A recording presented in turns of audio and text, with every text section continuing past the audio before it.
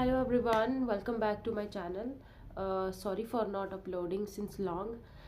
The thing was कि residency बहुत ज़्यादा हेक्टिक होती है, लेकिन as you already know that I have completed 3 months of my residency in anesthesia successfully, and I think I can review this branch a little well from way before, जब मुझे experience नहीं था उसके comparison में अभी मैं review कर सकती हूँ इस ब्रांच को. So I would like to thank each one of you for showing extreme support and even writing all those beautiful comments on my channel. इतनी देर तक गायब रहने के लिए obviously I want your forgiveness. So let's begin. तो 3 महीने काम करने के बाद I have realise that in my institute where I am doing my residency there is a lot of hands on. और अभी मैं एक एक करके रिव्यू करूँगी कि मैं कौन कौन से प्रोसीजर्स करती हूँ एंड कौन कौन से प्रोसीजर्स अभी हमें अलाउड नहीं है करने के लिए, because we are very naive and we have not read enough about it. तो वो चीज़ें मैं आपको एक्सप्लेन करूँगी आहिस्ता आहिस्ता करके कि मेरी रूटीन कैसी होती है. तो 9 to 5 we have to work in summer and 10 to 4:30 we have to work in winters. So जैसे कि ऑपरेशन स्टार्ट होगा 10 बजे, तो हमें आधा पौना घंटा पहले जाना पड़ता है अपने ऑपरेशन थिएटर में, और हमें ड्रग्स प्रिपेयर करनी पड़ती हैं और हमें जो एनेस्थीसिया वर्क स्टेशन होता है वो चेक करना होता है. तो what I can explain to you is that कि उस चीज़ में पूरा आधा घंटा कंज्यूम हो जाता है. तो जैसे आपने कोई अपनी एनेस्थीसिया वर्क स्टेशन आपने चेक किया, अगर उसमें कोई फॉल्ट निकल रहा है, कोई सीवोफ्लोरेन ख़त्म है, डेस्फ्लोरेन ख़त्म है, तो उसको आप रिफ़िल करवाते करवाते आपको उसके लिए टाइम चाहिए होगा इनफ, या फिर आपके लरिंगोस्कोप में बैटरी नहीं है, काम नहीं कर रहे, वो चीज़ भी आपको एडजस्ट करते करते टाइम लग जाता है उसमें भी. या फिर पाइपलाइन सप्लाई में कुछ ख़राबी है, या फिर जो ट्यूबिंग है उनमें कोई ख़राबी है. तो ये चीज़ें आपको शुरुआत में जाके ही सारी पता करनी होती है. आप ऑपरेटिंग रूम में पहुंचने के बाद जब ऑपरेशन स्टार्ट हो जाएगा, ऑन टेबल पेशेंट आ जाएगा, वहाँ अगर कुछ ऐसा हौच पौच होगा कि आपने स्कोलिन आपके कंसल्टेंट ने दे दिया है और आपका लेरिंगोस्कोप चेक नहीं है, तो फिर it could be a very big blunder and the patient में कोलैप्स. तो ये सारी चीज़ों का ध्यान अच्छे से रखना होता है. इसके अलावा एमरजेंसी ट्रे होती है एक एनेस्थीसिया में, उसमें सारे जितने एमरजेंसी ड्रग्स होते हैं, जैसे मान लीजिए एड्रेनलिन है, नॉन एड्रेनलिन है, आइसोप्रेनलिन है, डोपामीन है, डोब्यूटामीन है, डिगॉक्सिन है, फेनिटोइन है, एम्यूडेरोन है, फुरोसिमाइड है एंड एट्सेट्रा एट्सेट्रा. जो भी एमरजेंसी ड्रग्स हमें चाहिए होते हैं, नाइट्रोग्लिसरीन, मेटोलार, एस्मोलोल, डिल्जम, ये सारे हमें चेक करके प्रॉपरली अपनी एनेस्थीसिया वर्क स्टेशन के ऊपर रखने होते हैं. एंड अपार्ट फ्रॉम दैट हमें इंश्योर करना होता है कि हमारे पास जो एम्बू बैग है, एम्बू बैग हमारे पास अवेलेबल हो हमारे ऑपरेशन थिएटर में, और हमारे पास जो बैग मास्क वेंटिलेशन में बैग यूज़ होता है वो वेरियस साइज़ के अवेलेबल हों. ट्रेकियल ट्यूब्स हमारे पास अवेलेबल हो हर एक साइज़ की, लेरिंगोस्कोप के ब्लेड हमारे पास हर एक साइज़ के अवेलेबल हों, हमारे पास स्टिलेट भी हो, बूजी भी हो, और इसके अलावा जो ऑक्सीजन हुड होती है, मास्क होता है, वो भी अवेलेबल हो, एंड सक्शन प्रॉपरली काम कर रहा हो आपका. ऐसे ना हो कि आपने पेशेंट इंटूबेट कर दिया है और उसके बाद आपका सक्शन ही वर्किंग नहीं है. तो सक्शन कैथेटर चेक करना, उसकी अवेलेबिलिटी चेक करना इंपॉर्टेंट है. रायल ट्यूब्स इंपॉर्टेंट है चेक करना, क्योंकि कभी कभी पेशेंट जो होता है उसको बहुत सिक्रेशन आ रही होती है, गट थ्रो कर रहा होता है, तो so we need to put a Ryle tube. इसके अलावा आप चेक करोगे कि आईवी कैनुलाज अवेलेबल हों, सरप्लस स्टॉक हो उनका आपके पास, और स्टिकिंग अवेलेबल हो, ब्लेड्स अवेलेबल हों वहाँ पे, और 3-वे कैनुला अवेलेबल हो, ड्रिप सेट हो, और फ्रेश एनएस की बॉटल हो, ताकि आप अपने जो ड्रग्स प्रिपेयर कर रहे हैं वो एकदम स्टेराइल फ्रेश सिरिंजेस में आप प्रिपेयर करें फ्रेश एनएस के साथ. और इसके अलावा जो क्रिस्टलॉइड्स हैं या कोलॉइड्स हैं वो भी अवेलेबल हो वहाँ पे जहाँ पे आप काम कर रहे हैं. ऐसा नहीं है कि पेशेंट ऑपरेट हो रहा है and you are running here and there in search of RL और हिट स्टार्च. तो ये सारी चीज़ें आपके ऑपरेटिंग टेबल पे ऑपरेटिंग रूम में होनी चाहिए. तो ये सारी चीज़ें हमें, अगर हम आधा पौना घंटा पहले जाएंगे थिएटर में, तभी हमें टाइम मिलेगा इनफ, ताकि हम ये सारी चीज़ें चेक कर सकें। इसके बाद मैं आपको जो बता रही थी कि हम एमरजेंसी सिरिंजेस फिल करके रखते हैं। उसमें आपके इम्पॉर्टेंट एमरजेंसी ड्रग्स आ जाएंगे, जैसे एट्रोपिन है, ट्रामाडोल है। वी ऑल्सो कीप टर्मिन, we also keep hydrocot, dexamethasone, we also keep lignocaine, 2% lignocaine, that is mandatory for cardiac patients, and that is 2% lignocaine for IV use only. Okay, it is not that local anesthetic वाली lignocaine. इसके अलावा etcetera जो भी important drugs हैं वो सारे हमें अपनी ट्रॉली पे प्रॉपरली अरेंज करने होते हैं, और अगर कोई जीए का केस होगा तो उसके ड्रग्स भी हमें फिल करके ट्रॉली पे रखने होते हैं। ये हो गया हमारी एनेस्थीसिया मशीन जो हमने चेक की है। उसको चेक करने के बाद हम क्या करते हैं कि जो पेशेंट रिसीव करते हैं उसका हमें प्री ऑपरेटिव रूम में जाके ही प्रॉपरली फाइल देखना है। So we go through the pre anaesthetic checkup very religiously. The pre-anesthetic checkup is very very mandatory to check before we even think about shifting the patient from pre-operative room to our operating room. ऐसा क्यों important है? क्योंकि many times मैंने देखा है कि patients को बहुत ज़्यादा बायलेटरल वीज होती है उनके लंग फील्ड में, और जब हम ऑस्कल्टेट करते हैं और पेशेंट बिल्कुल अनफिट होता है सर्जरी के लिए, लेकिन वो ऑपरेटिंग रूम में आ गया होता है, शिफ्ट हो गया होता है, ब्लड भी अरेंज हो गया होता है, कैनुलेट कर दिया होता है उसको, and on operating table we come to know कि इसको वीज है and the case is cancelled. क्योंकि वीज होगा तो ऑब्वियसली जनरल एनेस्थीसिया तो हम नहीं देंगे ना उसको। तो ये चीज़ काफ़ी इंपॉर्टेंट है कि आप आधा पौना घंटा अपने ऑपरेशन थिएटर का बचा सकते हैं अगर आप प्रॉपरली पेशेंट को चेक करके लाते हैं कि कहीं एडीमा तो नहीं है पेशेंट को, कोई वीज तो नहीं है, कोई क्रेफ्ट्स तो नहीं है लंग फील्ड में। उसकी इन्वेस्टिगेशंस कभी आगे पीछे हुई रहती हैं, जैसे फॉर एग्जांपल पीटीआई बहुत डिरेंज्ड होगा तो हम नहीं करेंगे, हम रिस्क नहीं लेंगे सर्जरी का। और बाकी की जो इन्वेस्टिगेशंस है, कुछ का पोटेशियम बहुत बड़ा होता है, क्रेटिनिन बहुत बड़ा होता है लोगों का, तो उस चीज़ से भी काफ़ी दिक्कत आती है सर्जरी में। और आप ये सारी चीज़ों को प्रॉपरली अगर गो थ्रू करेंगे तभी आप रूल आउट कर पाएंगे और अपने ऑपरेटिंग रूम का टाइम बचा पाएंगे। ओके, अगर आपको प्रॉपरली फॉर्मेट चाहिए होगा कि प्री एनेस्थेटिक चेकअप कैसे करते हैं पेशेंट का, तो I will make a separate video about it. Just let me know in the comment section if you want it. चलिए नेक्स्ट चीज़ पे हम चलते हैं। मान लीजिए कोई पेशेंट है टोटली फिट, सारी इन्वेस्टिगेशंस उसकी क्लियर है, चेस्ट बिल्कुल साफ है उसकी, and the blood is arranged, the blood haemoglobin is also in optimum level to operate, and all the investigations are good. Then हम पेशेंट को शिफ्ट करते हैं ऑपरेटिंग रूम में, and then we check for the consent of the patient कि उसका consent है surgery के लिए या नहीं। सर्जरी के लिए ये बहुत इंपॉर्टेंट है एनेस्थीसिया का कंसेंट लेना। और उसके अलावा हम फास्टिंग स्टेटस दोबारा कंफर्म करते हैं पेशेंट से कि आपने 8-10 घंटे पक्का कुछ नहीं खाया पिया है या नहीं। इसके अलावा हम आईवी लाइन सिक्योर करते हैं पेशेंट की, and we start preloading the patient with crystalloids.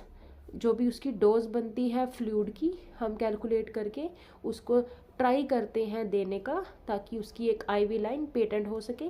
अगर बहुत बार कैनुला आउट होता है तो भी हमें पता चल जाएगा कि कैनुला आउट है, फ्रेश कैनुला लगाना पड़ेगा। It is very very important to secure IV line, क्योंकि कोई इमरजेंसी हो जाती है तो आप ड्रग कहाँ से दोगे अगर आपकी आईवी लाइन आपने चेक नहीं की, आईवी लाइन आउट है और इतना बड़ा हेमाटोमा यहाँ पे बना हुआ है पेशेंट को, क्योंकि जो आपका आईवी फ्लूइड है वो किसी और स्पेस में जा रहा है, थर्ड स्पेस में जा रहा है, आईवी लाइन में नहीं जा रहा।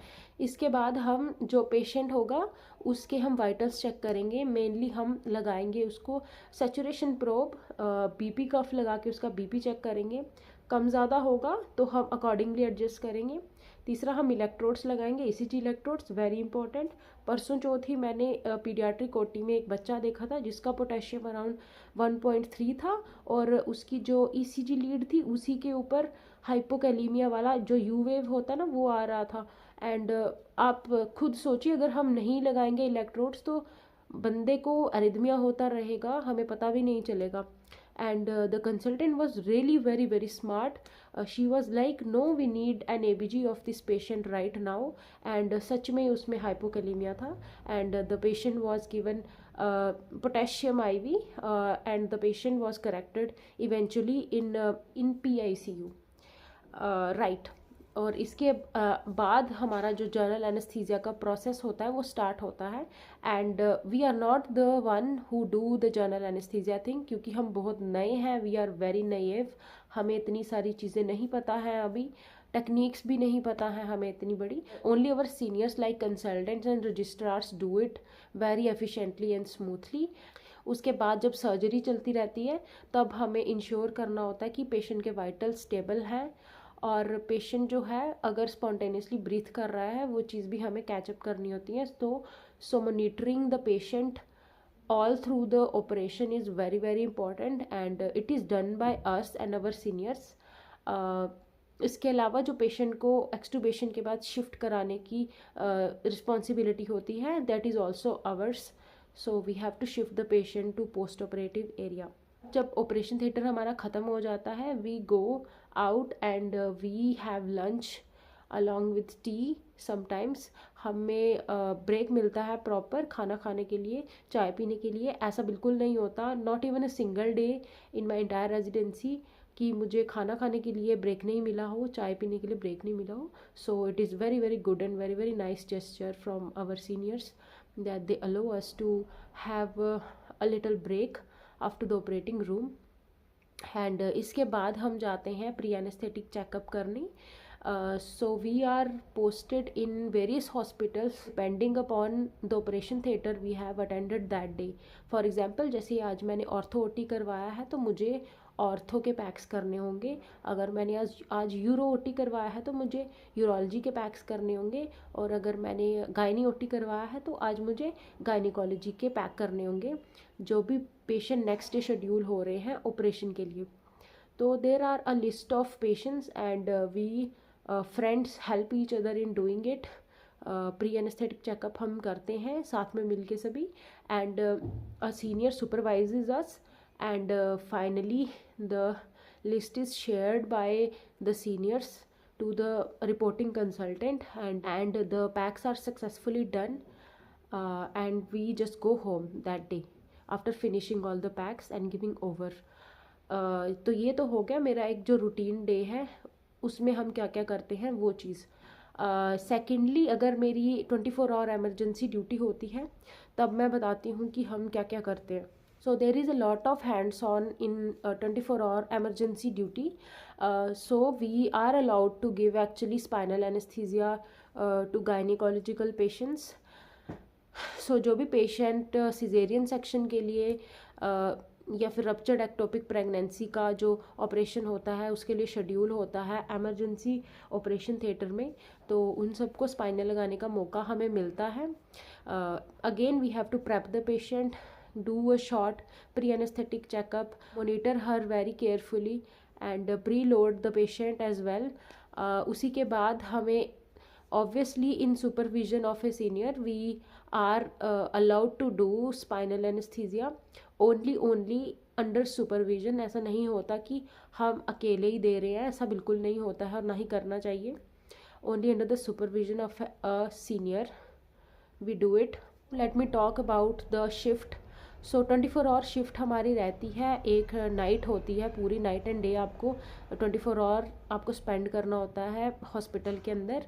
एंड उसमें आपको you will get a free time with in. ऐसा नहीं है कि आपको पूरा एकदम you are working like day and night continuously without a break. You will get proper tea break, proper lunch break, proper dinner break, and कभी कभी OT बंद होता है तो you will get even time for relaxation during that also. So it is very like enjoyable.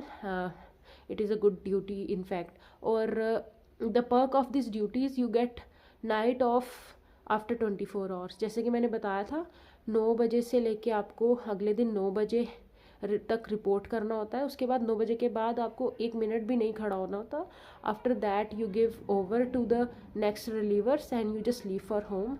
You have 24 hours to relax and rejuvenate your body and उस दिन पे आप थोड़ा सा पढ़ भी सकते हो इफ़ यू वांट टू। पढ़ाई करने के लिए भी आपको अच्छा खासा टाइम मिल जाता है उस दिन। Now I will talk about ICU duties because the only thing that I fear in anaesthesia and critical care is ICU।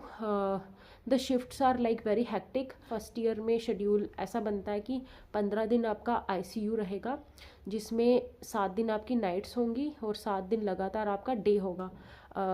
तो 7 दिन आपको लगातार आना है हर रात को, and the shift is around 12, 13, 14 hours, whatever you may prefer.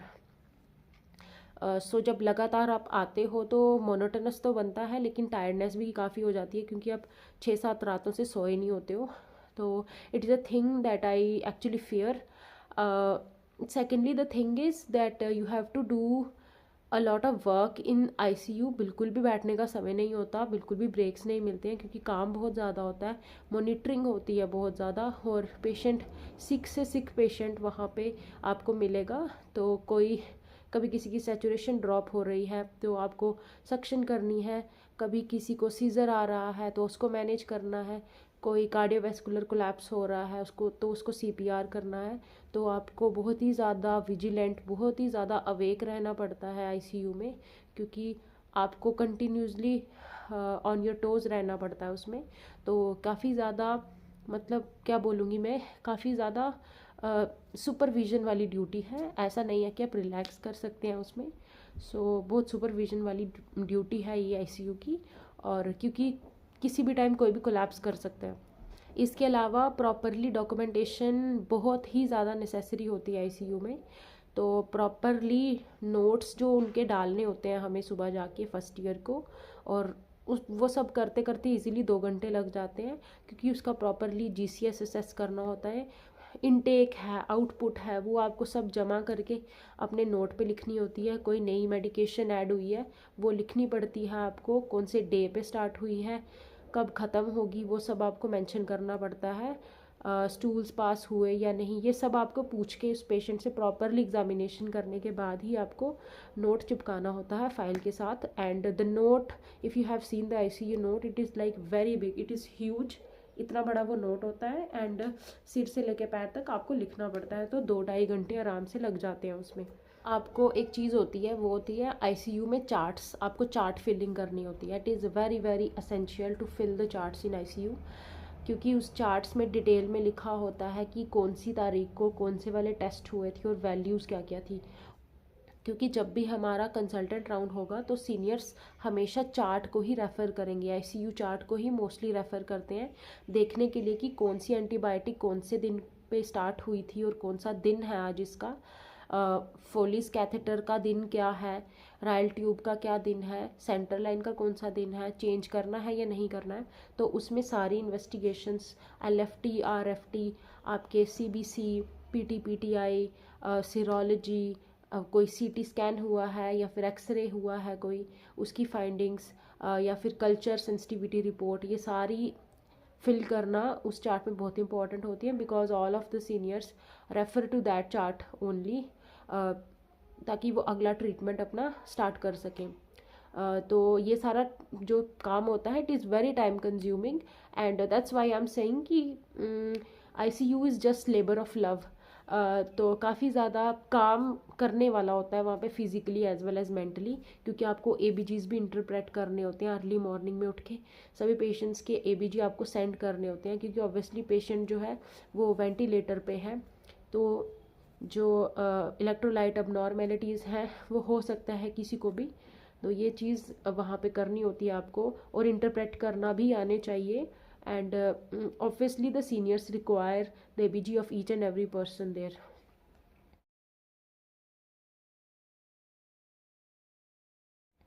चलिए नेक्स्ट, तो ये सारी मैंने चीज़ें आपको बता दी कि हमारी कहाँ कहाँ ड्यूटी होती है। इसके अलावा एमरजेंसी ऑपरेशन थिएटर में भी हमारी ड्यूटी होती है, जहाँ पे सर्जरी, ऑर्थोपेडिक्स, ऑप्था, ENT, इन सभी के पेशेंट्स आते हैं।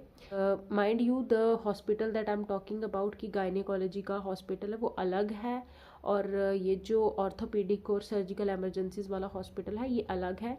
इनमें भी पोस्टिंग्स होती हैं 24 आवर की, और उनमें भी 24 आवर की ड्यूटीज़ होती हैं। And obviously you will get a night of जब भी कभी कोई स्टेट हॉलीडे होती है तब हमें हाफ डे दिया जाता है. Half day ranges from 9 to 1:30 and obviously उस दिन 1:30 के बाद कोई भी ऑपरेशंस नहीं होते, लेकिन जिनकी आईसीयू ड्यूटीज़ होती हैं या फिर जिनकी 24 आवर एमरजेंसी ड्यूटीज़ होती हैं उनको ड्यूटी करनी पड़ती है, नो डाउट. बट इसके अलावा सैटरडे को भी हमारा हाफ डे होता है. सो फ्रॉम 9 to 1:30 हमें हॉस्पिटल में रहना होता है and we have to do any emergency case that we are supposed to do on that day. and उसके अलावा हमें प्री एनेस्थेटिक चेकअप करने होते हैं, तो वो चीज़ भी उस दिन सैटरडे वाले दिन होती है. इसके अलावा अगर किसी का संडे है तो संडे ऑफ भी मिलता है. ऐसा नहीं है कि हर संडे आपकी ड्यूटी आएगी, कभी कभी आपकी ड्यूटी आएगी और कभी कभी आपका ऑफ भी होगा. And the major holidays like Holi, Diwali, Rakshabandhan, I think you get full day off. उस दिन कोई ऑपरेटिंग रूम नहीं चलता है. And you can also get leaves in our department. Talk to the seniors, you can inform your seniors very well, and then you can take their permission for the leave. So yeah, that's it. That's all I wanted to say कि मेरी अभी तक 3 महीने की residency में क्या क्या हुआ एंड हम क्या क्या करते हैं अपने हॉस्पिटल जाके. सो I think it was a good review overall, and if you want to join residency in my college, you are most welcome. And yeah, I will meet you next time very soon. Goodbye.